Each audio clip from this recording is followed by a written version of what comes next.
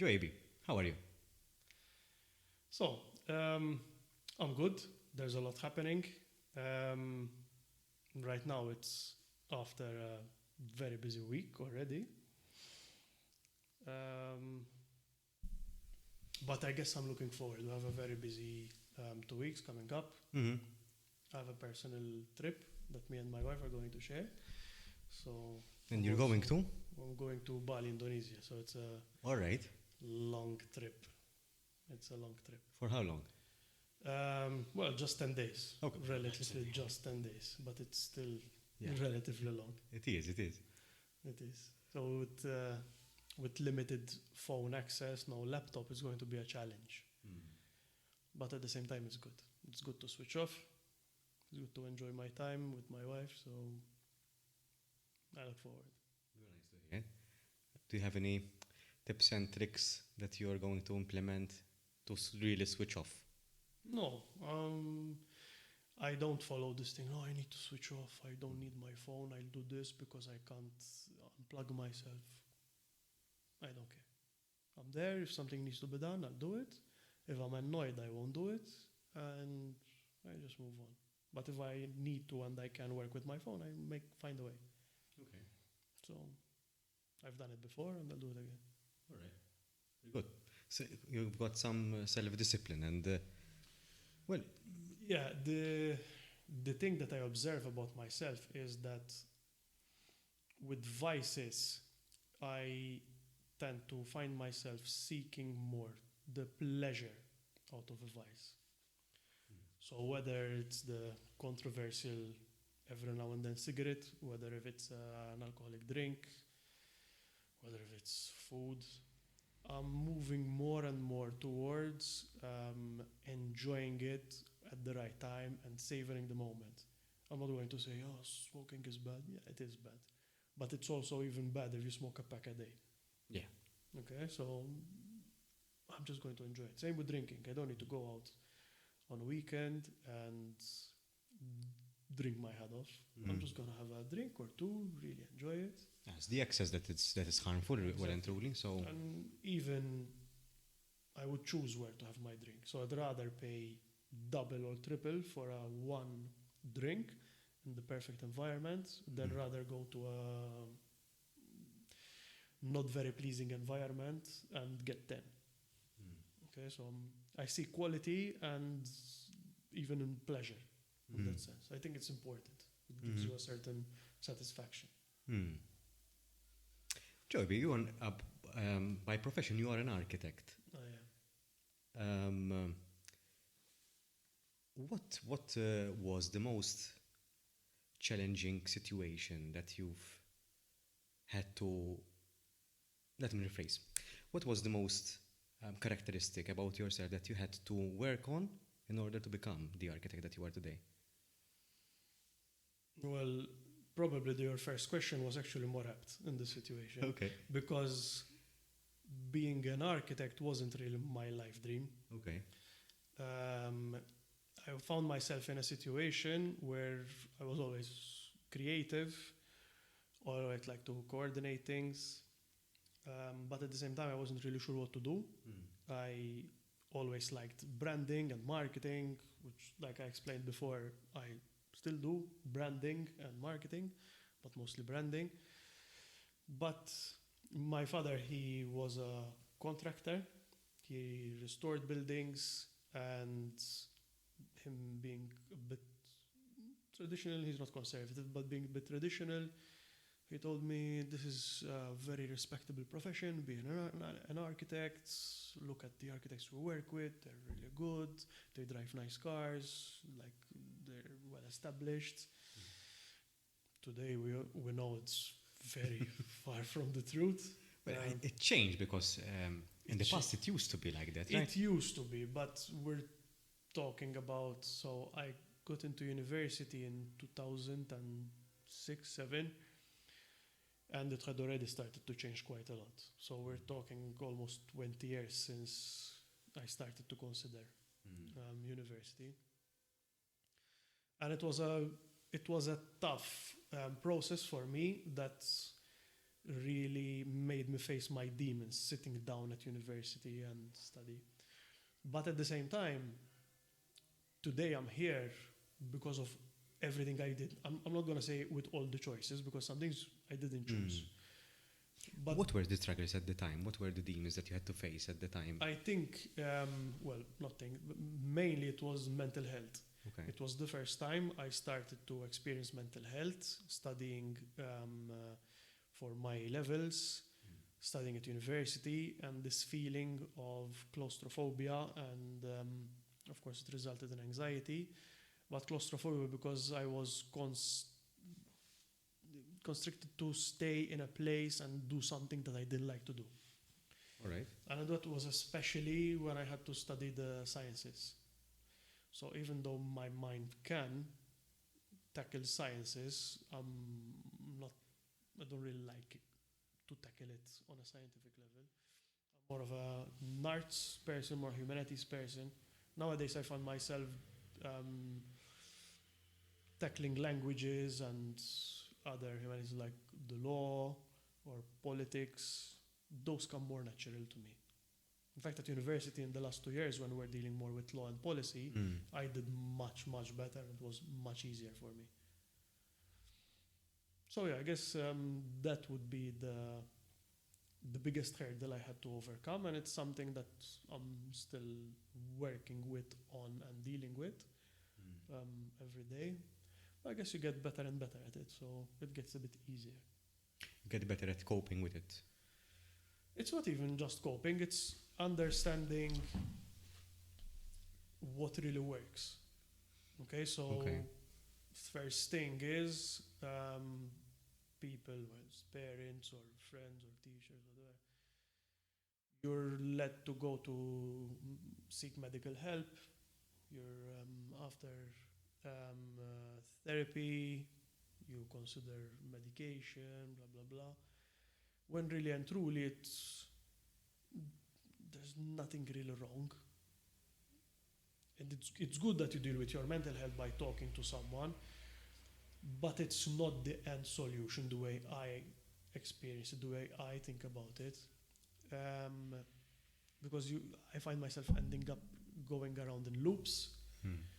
You end up with what I've been explained to be as transference. So you're transferring your responsibility and ability to do something onto someone else, whether it's your therapist, doctor, friends. It's all about you taking care of yourself, taking care of yourself in different ways, whether it's moving, whether it's doing what you love, what you like.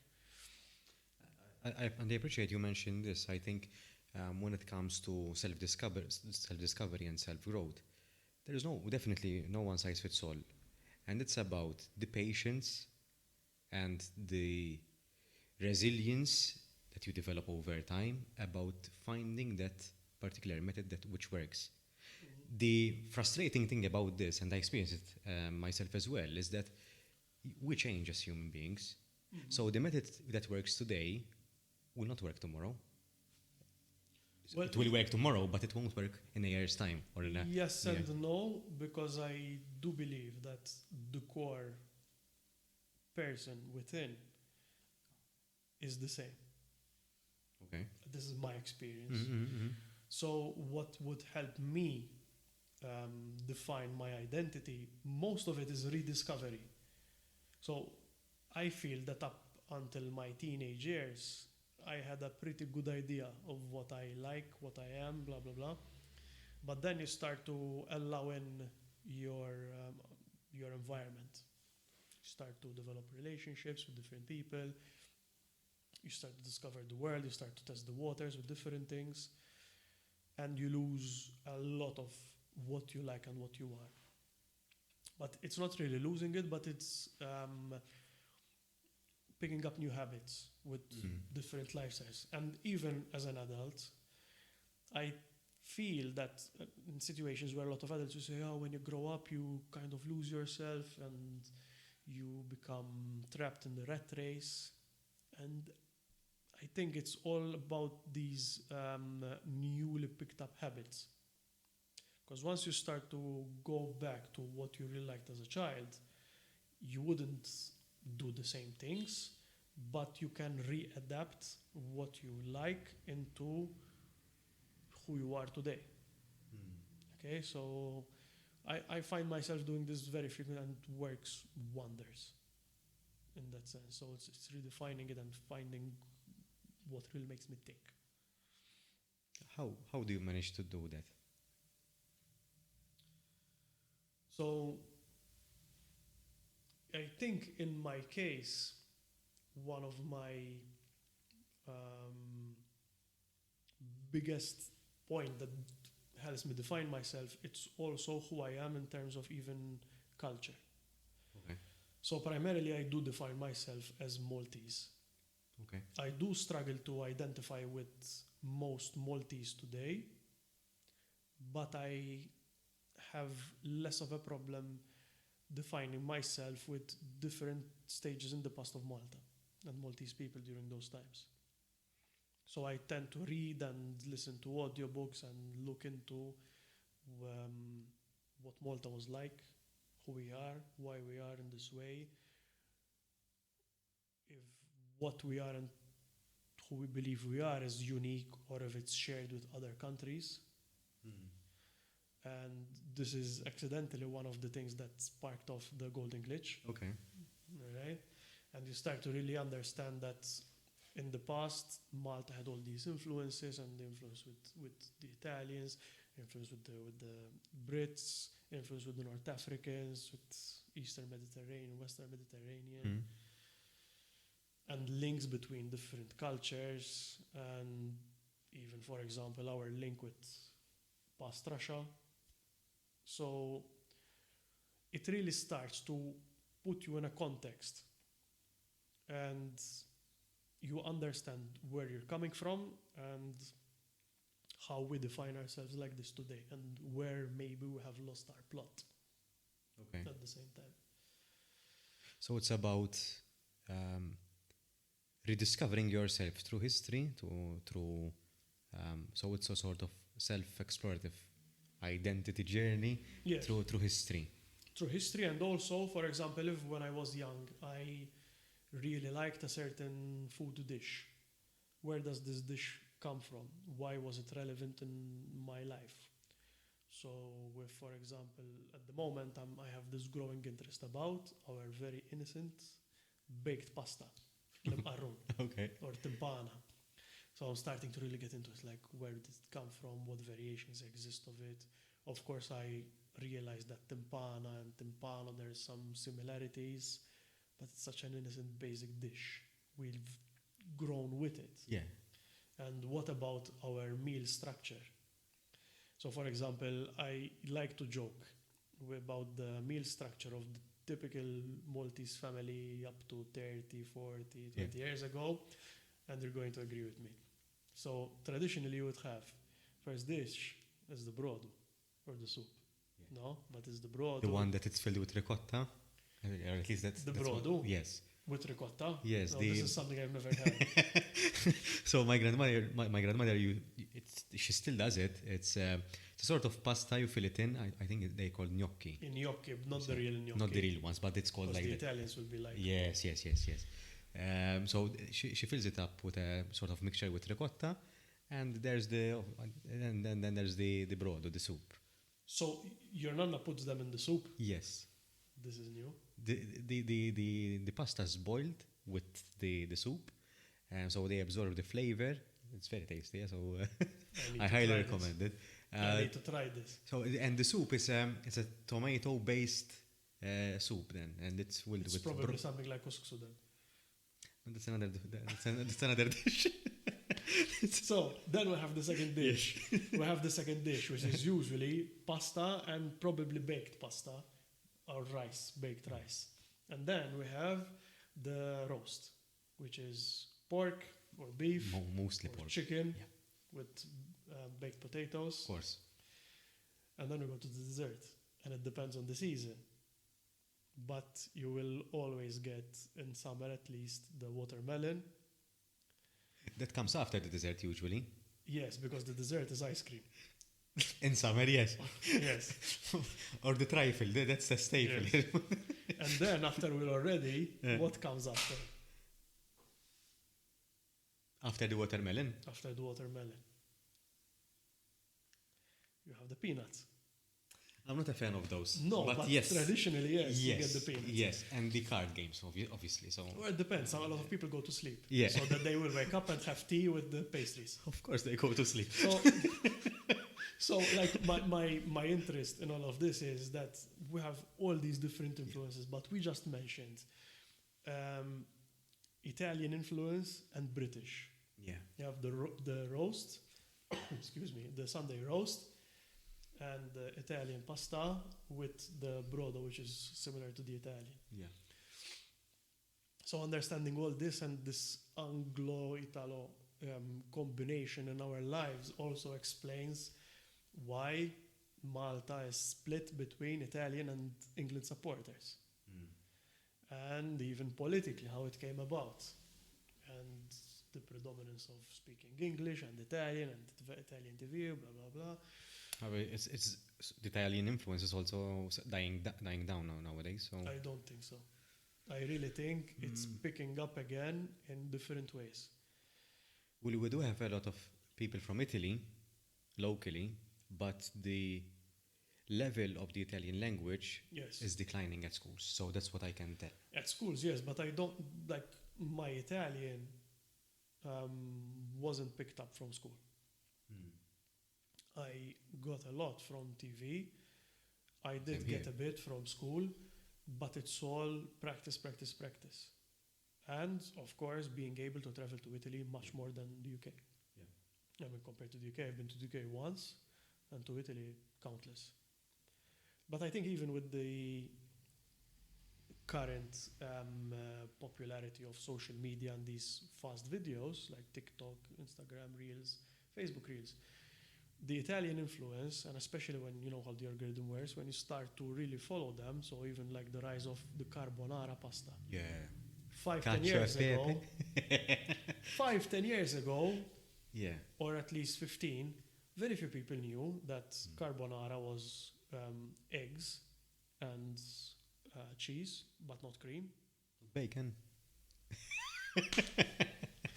But today, a lot of people know. Yeah. And it's also the change in what we expect at the restaurants. Today, truffle has been something of the past, but 30 years ago, truffle was non-existent. And these changes in the identity, even through food, is something that amazes me. Even how people expect something on the menu now, which was not before. Like up to 10 years ago, or 15 years ago, going out for a ribeye or a tagliata was the thing. Now it's much less, if you notice. Even the fact with gold leaf, I mean, I'm using food because food is something that really brings us together. Yes. It does. So in the same way, then there are other things and how we, I don't have anything in mind, but even how we use spaces. Like in January, I got to experience Verdala Palace. I'd never been before. I don't think I have been. I don't think I have been either. It's open on few occasions, but through the Baroque Festival, I had the opportunity to go, and I enjoyed this concert in the main hall downstairs. And I was imagining, like, today we're here sitting down with this crowd, different people, foreigners, locals. We got there with the car, and we're hearing music in what was originally the room where this guy, the Grand Master, used to go up there with the horses, which was probably a day or half a day's worth of walking for other people, and he was there partying. You know? And imagine you get there with your, what do you call it, the chariots, forgot the name, the car with the horses. I think it's called The chariot. The chariot is chariot was smaller. Romans. The carriage. The carriage. The carriage, Yeah. probably. The carriage, and you're the Grand Master, and you have your friends, and you leave the harbor area looking all serious, and probably you get there, and you approach the area, and you see this Verdala tower growing towards you and see it come between the trees, and then you get there with the approach, you get to the room and you open the doors of the apertures of the windows, and you see this lush woodland in front of you. This experience of the approach today we do not even consider. Before it was somewhere exotic probably, because people lived in the harbour area mostly, and the people in the villages, they were like, Yeah. whatever it is. But imagine living in the harbour area, going through with all this journey trip with the horses and this approach and experiencing this space. It's just the same place, different perspective. And this was a big thing in the past, for sure, because even going from one locality to another, Yeah. it was a big thing. As you said, it requires days, perhaps, of walking, especially if you're carrying stuff. I wouldn't say days and I would months, say, but but probably yeah, like yes, a yes. whole day. As I was saying, this was a bit exaggerated. But hours. So, Yeah. especially if you're carrying stuff and you're barefoot or with uncomfortable There shoes. were no roads. Yes, for sure. So, yes, I would imagine it takes a couple of hours to get there. And the Grand Harbour was, it's still an attraction today, but back then it was an even bigger It was attraction. the center of the activity. Yes, so Another thing I like to think about is most of the sewage was thrown in the Grand Harbour before, so probably it wasn't the right place to. but that's the norm. So if it was thrown in the Grand Harbour, imagine the small villages. So Well, who knows? Well. Well, yes. Apparently, I've seen some older houses from some relatives, and they used to throw the fresh sewage, whether human or animal, in the basement, what we now affectionately call cantina. very nice. So just imagine, and the famous space Mandra, Yeah, where you had the housewife doing all her work. But we tend to romanticize, and this is why I like to look at these not so attractive details, yeah, because they really unearth how far we've come. Like, we live in the best time that's ever. true. Yeah, I mean, today you have some medical issue and you're treated before, you are doomed for death. But I think a lot of people romanticize what's different. Like, today I was in Valletta and I caught myself doing it. We have an intern with us, and I took her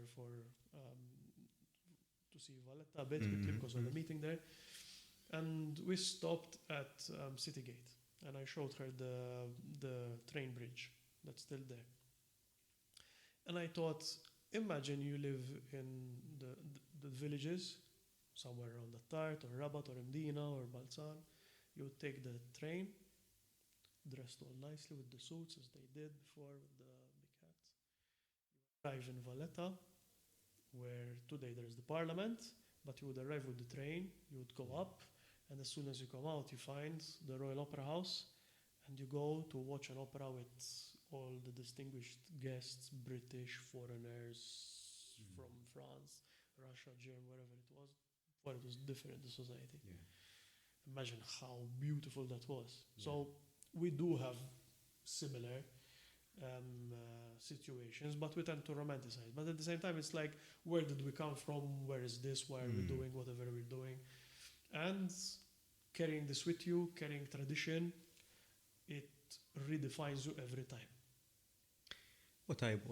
An image comes to mind as you're explaining this, and this is sort of fascinating because this is the first time that I'm hearing the sort of the importance of culture and the way it shapes us to the persons that we are today. So it's a very interesting perspective for me.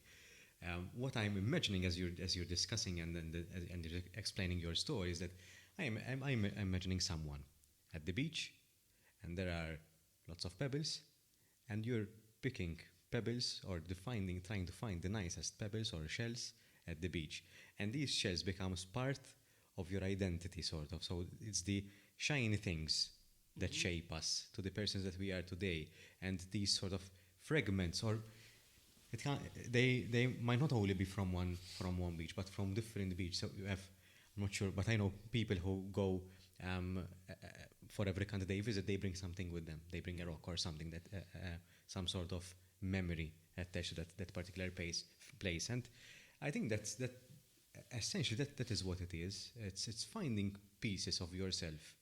That were shaped Yeah. by the same thing, the sea. So my interest is the process that the sea puts us through to make these pebbles. Yeah.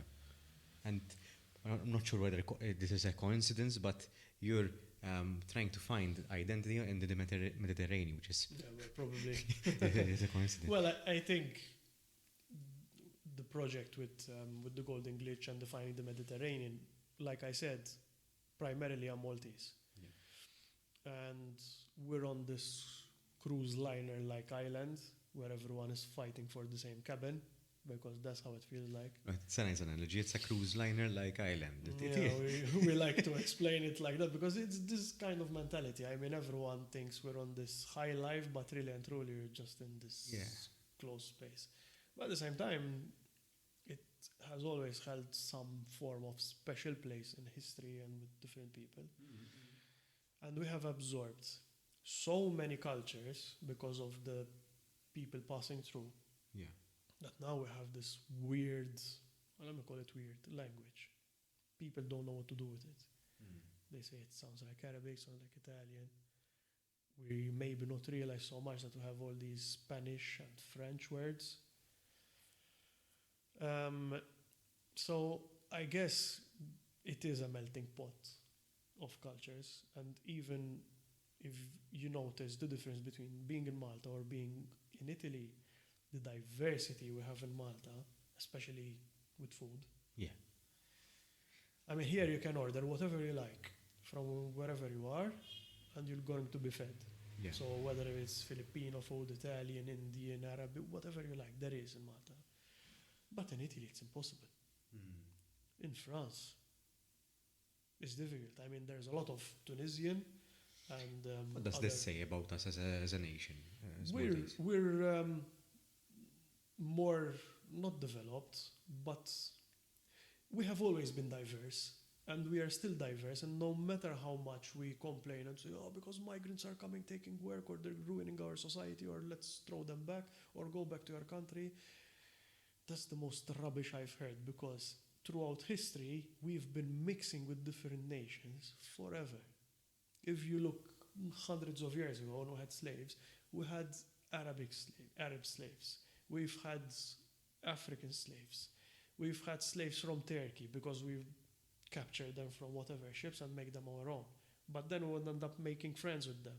But then we would enjoy their coffee. And that's how we got our coffee.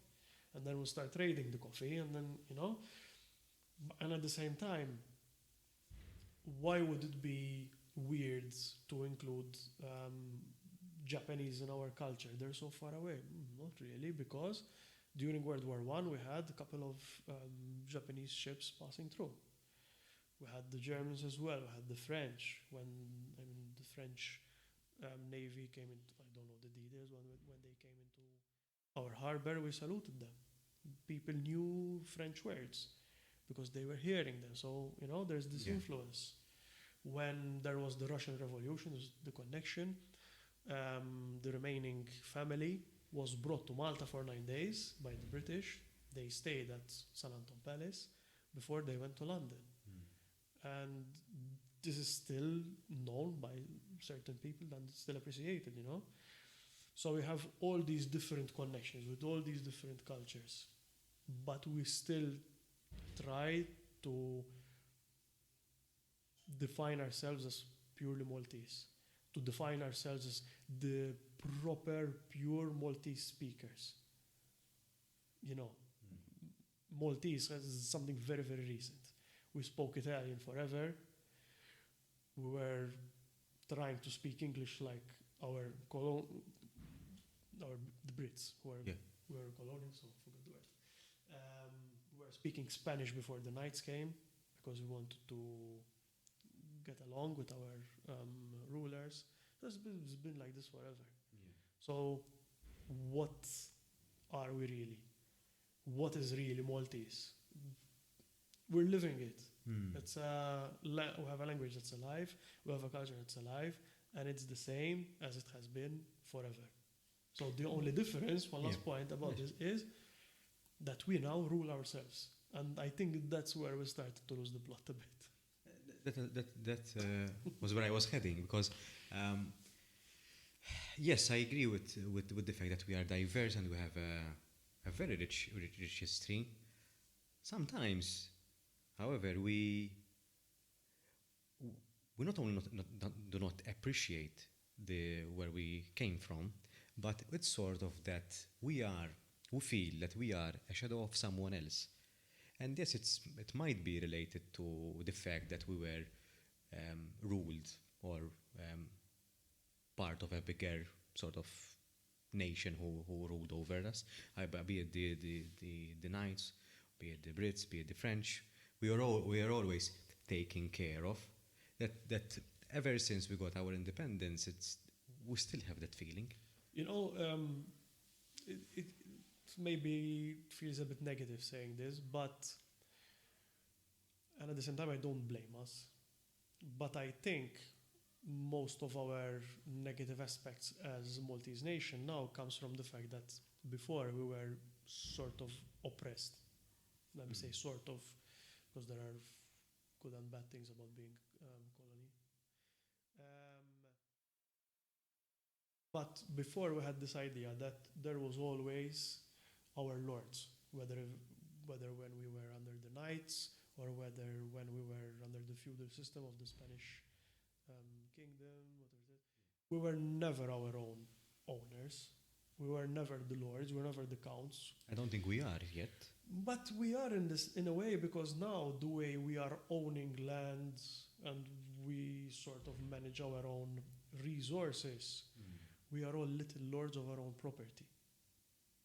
And I find this like, because I have land there and I bought this, there is this feeling. Materialistically, yes, but in terms of attitude. No, in terms of attitude, we're trying to pick up on the materialistic side. Yeah. And I see this even the way we treat waiters in restaurants. And especially, well, not God forbid, but especially if it's a foreigner. Most of them are foreigners. Yeah. But we tend to treat them badly because we think that they are slaves, because now we are a senor and a senora. Yeah. And we expect to be treated like royalty. I think we need to rethink this, because it doesn't mean that now we are our own lords. It doesn't mean that we need to start looking at others as, like we say, Maltese to be. You know, I think this is where we really need to reevaluate our identity in that sense. But it's my perspective. Knowing all of this and being curious about this, how was this? How did this impact your self-discovery and personal growth? I think to me it's everything. Because I always have this question. It's always ongoing. If I had to relocate and leave Malta, because most of the time you feel claustrophobic on the island. It's limited where you can travel, where you can do this. Where would I go? Where would I associate myself with most? How can I integrate more in one culture and not in another? Would it be in Far East Asia? Would it be in the traditional immigration countries like Australia or Canada or America or the UK? Or are there any other weird places that I would consider? Yeah. Maybe in the heart of Africa? I don't know. So, again, that is also part of my curiosity in trying to discover the Mediterranean. Is there a similar culture to us that can offer what Malta offers, what I like, but also can give me what Malta cannot offer me? You know, it's this continuous question, seeking what I can be, what did not exist, so what didn't materialize. These are the questions that I'm always asking myself. What you would like to find out after all of this? Well, I think in reality I'm going to find out that,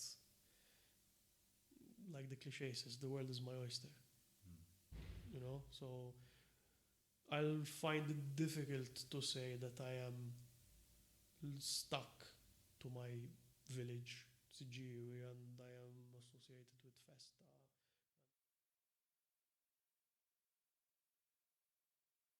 Entity there might be. I just need to be everywhere, all the time, because I can't choose. I believe in a world of and, not or. So if you tell me, okay, so it's either this or that, my questions would be, why isn't it this and that? One life, we need to explore, we need to discover, we need to be, you know? Earlier you mentioned that, and I'm finding this quite interesting. Earlier you mentioned that one of your biggest hurdles at university was that you felt claustrophobic, and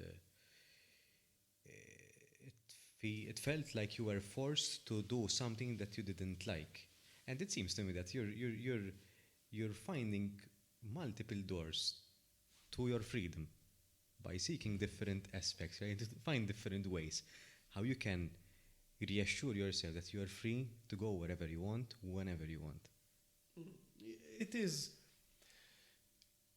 I think it is my nature to have multiple options all the time, because I think having multiple options provides greater security as well. Yeah. At the same time, there was a point, that was a very good tipping point, which happened recently, where the way of thinking pushed me into a nihilist situation, which was very dark. And I thought, what is the opposite of being nihilist? Because being nihilist is creating anxiety, and anxiety is creating the situation of nihilism. Yeah. What's the opposite of this? What is the opposite of the illusion of anxiety? And I found that appreciating and indulging in the beauty of life is the key. So if you start to appreciate what's beautiful around you, what makes you tick, whatever it is, what makes you happy, not like makes you happy in the sense like I want to travel around the world, no, it's finding the little joys and meanings in the little details around you, like I was saying with Timpana, what about it? Or thinking about the beauty of Verdala Palace, what about it? Or thinking about the beauty of the Mediterranean, discovering the music and discovering the art and discovering what cool things we're doing today, and it's not just pharaohs and emperors, but it's, I don't know, Ferrari and some really cool brands I'm finding in North Africa right now. You know, so this world of and all the time, celebration, finding the beauty and the art and the sounds and the tastes, and it's everything. It's, I think culture is underrated. Culture is what defines us. Culture is what creates the zest in life. So the tipping point from being closed, being claustrophobic, being limited, pushing myself to what I should be doing, what is expected by society, by parents, by whatever, and seeking the other side of it, which is the beauty, the different option, whatever there is, and enjoying it, has been key. So, yeah, no, to me, that's been very important. There are people who struggle with finding their gem, or that something that really they find value in it. Do you think that there are people who, or have you encountered people with that they don't find pleasure in things, or find it difficult to find pleasure in things? Yeah, I mean, I was one of them. Yeah. But people don't find pleasure in things because they are finding obstacles. So if you don't find pleasure in your local food, it's because somehow you see it in a bad light. And there is a hurdle, there is an obstacle, there is something that is blaring this vision. And why this is happening is probably restrictions you're putting on yourself. It's either guilt, it's either embarrassment, it's either other emotional restrictions that once these are overcome, the person will feel freer. Yeah. So I think that distinction needs to be made. when these persons are feeling these emotions. Is there a particular trait that helped you personally as part of your character or personality that helped you push through these difficult times and sort of emerge stronger than before? First thing that comes to mind, if I don't think about it, Yeah. I think it would be pride. Pride in yourself or? No, pride. The Pride. good old pride. Okay. All right. It's the same thing that would limit me from exploring other things. But it's the same thing that stopped me from going even deeper. Because there was always this voice like, get up, move on, you're not this. You're like good stuff, you know? I think one of the good sides of pride. It's interesting because in a orthodox fashion, you would think that the thing that is holding you back is you have to move away from it. But in reality, and this is a very Eastern philosophy. You go with the flow. You go with the movement of water. Mm-hmm. It's sort of every trait or every aspect. They have two sides, the good side and the bad side, to put it simply. And sometimes if that particular aspect is holding you back, you move through it and you sort of exploit the other side, which is also true. I'm not sure whether it's too abstract now. No. I understand what you're saying. It's the same thing with pride. Pride is not good, but pride is not bad. Yeah, it's neutral. And even with like what you're saying, Eastern thinking, Eastern philosophy preaches to go along with the flow, to be water. And it's the same thing. I mean, after I said, okay, I'm going to pick myself up in terms of pride, then it's where I let myself flow around the beauty instead of letting myself flow around the darkness. So there's always two sides to it in that sense. So I do agree with that kind of thinking. Mm-hmm. At the same time, in a way, and to a certain degree, there is no honor in humility. I know it's a bit of a paradox. But if you're going to hold back, if you're not going to make a statement that doesn't hurt others, because hurting others, there's no honor in it either. Mm. But as long as you're not hurting others, being humble is not going to serve you at all. And I'm not saying like show off, whatever, but most of the time, humility is often interpreted as holding back. Mm. Holding back is not good. Doesn't serve anyone. And I think that's the other side of humility, because it's good to be respectful in terms of humble and see that other people are respected and that you show a certain prudence. But to that extent, beyond it, I think it's not even going to serve the person you're trying to be humble with. People, I think, expect people to be a little bit bold because they are entertained with it. Whether at work, whether in life, whether as friends, just makes you that much more interesting. Mm-hmm. Mm-hmm. So it's not from a sense of lack of humbleness and pride or vanity, I'm saying this, but more from a realistic point of view, that finding that right spot in between is key. It's going to, this is in the same way that you find a lot of people, especially like you find a lot of dedicated mothers, even in the traditional sense, that they would forget themselves, they're selfless, it's all about their children, but then their children look at their mom, she's like, why is she letting go of herself? At the same time, you see people who are taking care of themselves and they do things for themselves, and at the same time they take care of their kids, and their kids are proud of their parents who are like this, you know. And at the same time, you can't be obnoxious that you're going to do things that is just about you, and then as a parent, you have to have that sort of self-sacrificing tendencies towards your children. But if you don't take care of yourself. Yes, but you have to take care of. I agree on that. Yeah. So it's even in relationships. So simple. If I'm not going to take care of myself, let's say physically, it's not going to please my wife as much as if I do.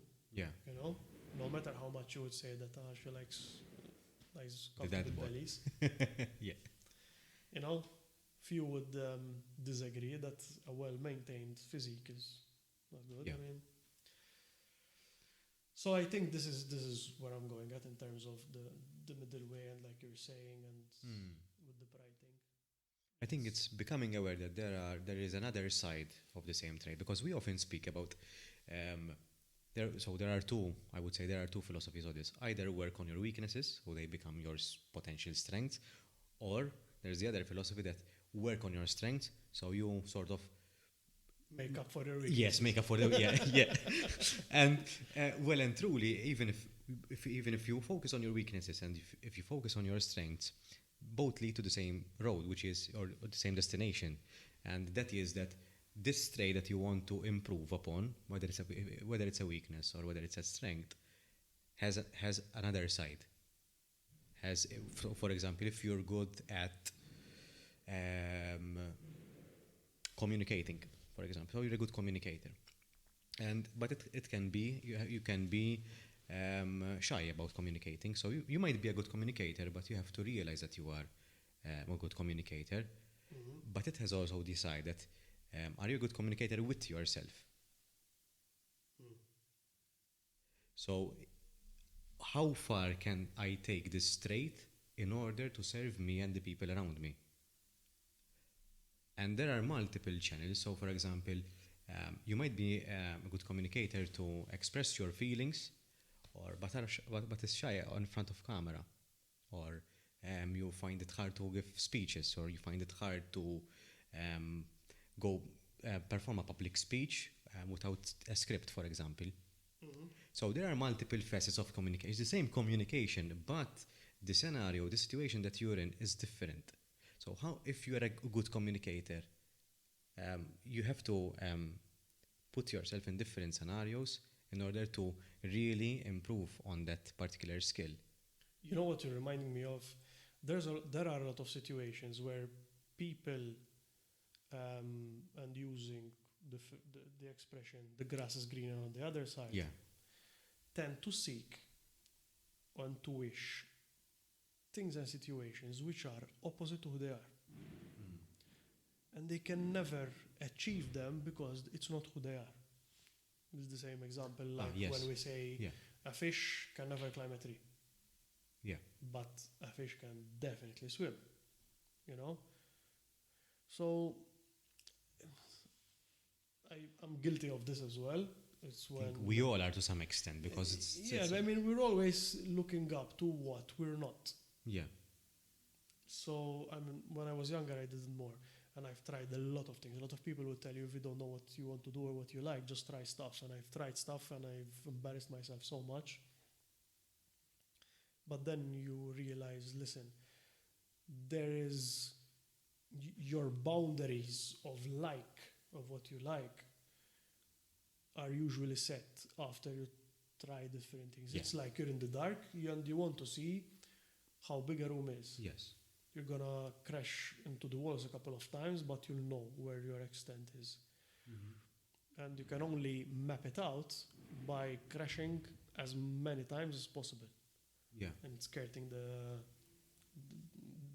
boundaries, you know? You're sizing up your room in that Yeah. sense, so you're making sense out of it. It doesn't mean that you shouldn't push to go beyond it, but most of the time it's going to hurt you because you don't like it. You're capable of doing it, but it's going to hurt you because you don't like it. Improving yourself is the same, so it's difficult to improve yourself because it's uncomfortable. No, but that's not what I'm saying. Okay. What I'm saying is that if I don't like carrots, it's useless trying to force myself to eat carrots because I'm not going to make improvements. Okay. If I'm going to base a diet on carrots for whatever reason, it's not going to serve me. Yeah. I'd rather eat 1 teaspoon of ice cream than eat a whole crate of carrots. because I'm going to be happy with the teaspoon of ice cream, Yeah. but very miserable with a crate of carrots. And because you're going to end up being inconsistent, you're going to end up being unhappy, you're going to end up being negative, you're going to end up anxious probably. Yeah. So just find what, not accept the limitations in a bad way, accept them in a good way, because then it would direct you in which direction you're gonna go. This is my perspective, of course. Because if you're going always left and right, trying to find your extents, there is always a front and back within what you like. Yes. And you can run forward instead of slowing down on the sides. You know what I mean? It's like giving it your own twist. So let us continue with the example of the diets. There are many diets nowadays. There are very trendy diets, but in order to get in shape, there are various routes that you can take, and even indulging in the things that you like, even sweet stuff. So there are many routes that you can take. But if you keep following the trends, it's very likely that you will lose yourself in the trend and you'll give up. You have to give it your own twist. Yeah. And even when it comes to, I actually had this conversation this week with a friend of mine. And when I was younger, I had many people who I looked up to. And I would say, oh, that guy is good at that thing. He's a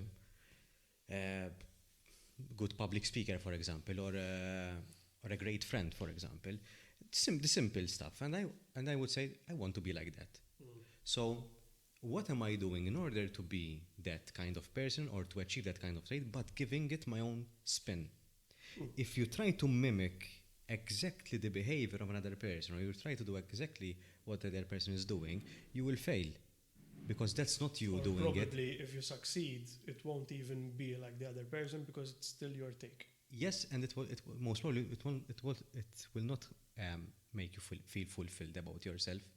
There will I think that you'll still have that kind of void, that you're not doing it yourself really. But if you pick up on things and assimilate them for yourself and giving them your own spin.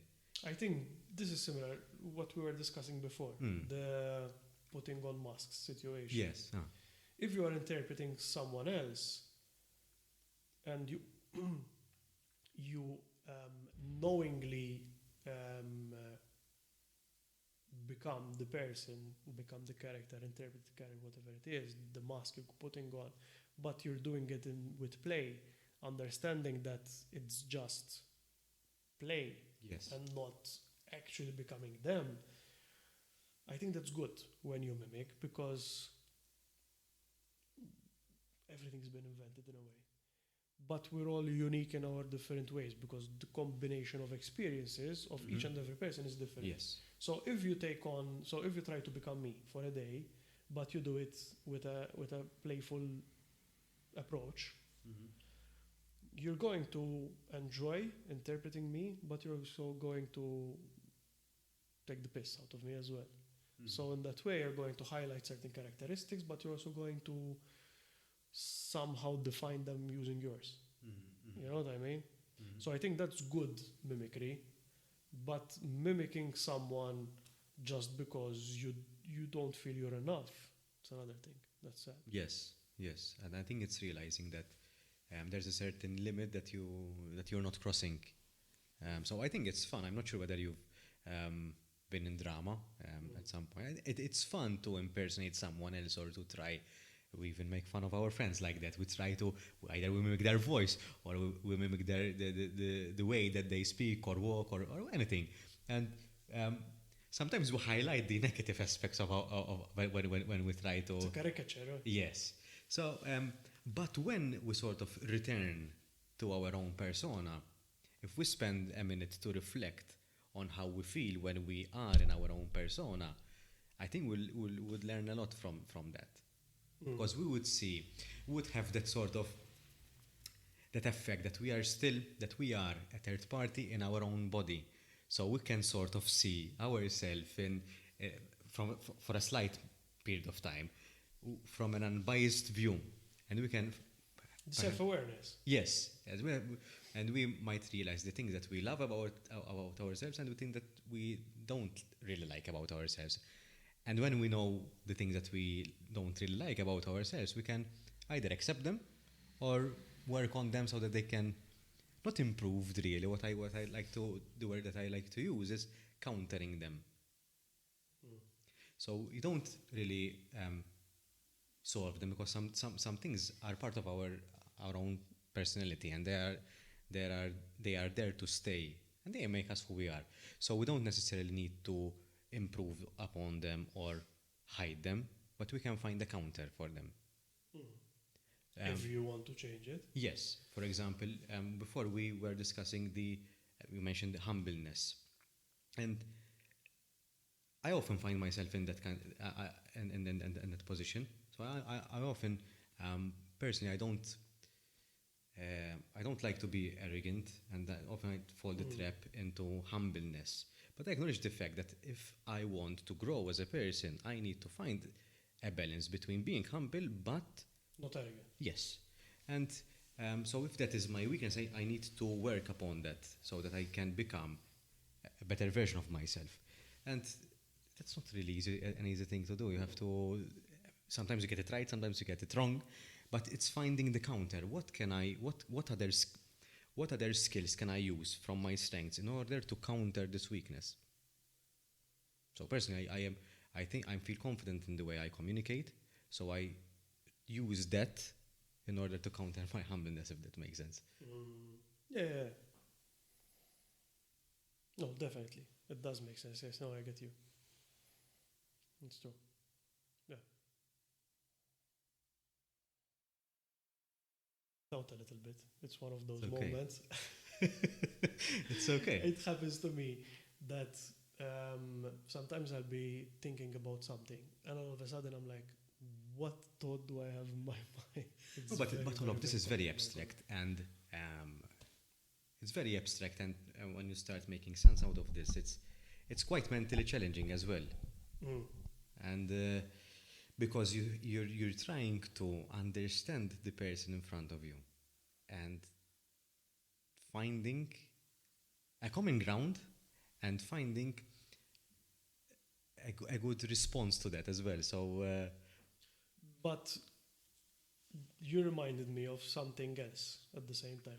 We, as humans, and I think I'm not alone in this, we get this feeling that we need to solve something. We need to get to the bottom of something. yeah, And yeah. it's a slippery slope, It is. rabbit hole, It is. and their answer is no answer. We'll never get an answer. And the best way, I guess, to find an answer is to get on with it, to do something, and understanding who we are and who the people around us are, I guess, are a side benefit or side feature of being with yourself, being with your environment, being with your friends. Sitting down and seeking to understand it on its own is not as productive as doing things. Mm. Yeah. And there is beauty in that because you don't waste time trying to define. So if I stay here and try to understand what you're thinking right now and try to get your thought exactly, and you're going to be like, no. You know? I mean, I might catch your expressions, Yeah. your body language, and probably if I tell you, okay, you're annoyed, now you're going to tell me, yes, finally. Yes, you got it. But actually, sometimes, and I at the beginning, when you started mentioning this, I thought that you were heading into a different direction. And this is what I thought. I thought that you were referring to the fact that sometimes we try to find a solution for. So we might misinterpret it. We have a conversation, and we might misinterpret that the other person is seeking for a solution. So we offer the solution. Where in reality, it's better to just listen. Yes. Ah. I'm guilty of that because I like to think of myself as a problem solver. So whenever a friend of mine or people come to me, I try to give a solution. And what I recently realized is that people might not always need a solution. No.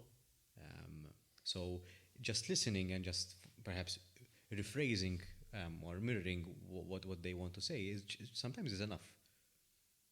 And if you have an opinion or advice, I have a friend of mine, he taught me something through example.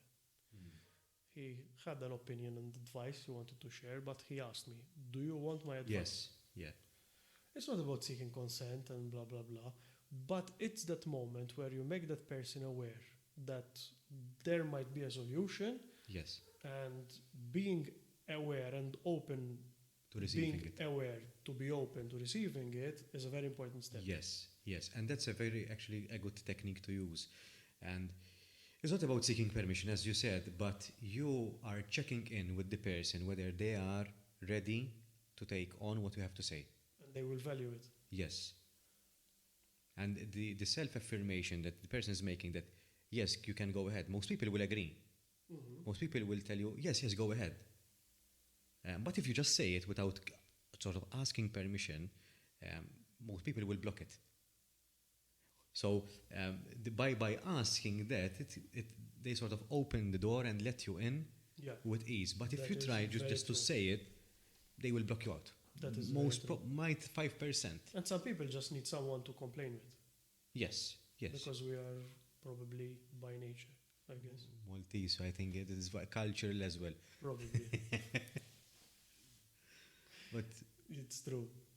I do find that we complain. I think there are other nations like us. I think the Brits are similar. Yeah. Germans complain as well. But these are the interesting characteristics of the people, I guess. This is what makes us us, right? It always reminds me of the story when I think of how we are, that we always complain and expect things. I don't know if it's true, but I believe it's true. The story of wives sewing in pockets in boiler suits of dry dock workers so that they can take home small tools, small supplies, because of the queen. No one is going to lose. I don't know how I got this in my head, but it reminds me so much of I never how heard the story. It's But I think it did happen. At least one person did it. But now there's no queen to blame. Yeah, it's us. We're stealing from our own We're pocket. stealing from our pockets. Yeah. That to me, that's like the underground definition of who we are. Yeah. Yeah, but anyway. Yeah. Joeaby, it's been a nice conversation. I've never been able to look at things from this perspective, so I appreciate your thoughts and you sharing your perspective on culture and how this has shaped you and how this has impacted you in your life. So thank you for sharing that. It's been a fresh conversation for me. Thank you for the time. At least it's not saying it to myself. Yeah. It's not often I get people wanting to hear the noise in my head nowadays. Because it can get a little bit abstract. And not everyone, like you said, likes to hear abstract stuff. So, yeah, good. Yeah. Hope you found value in this podcast episode. This was your first podcast, right? It was.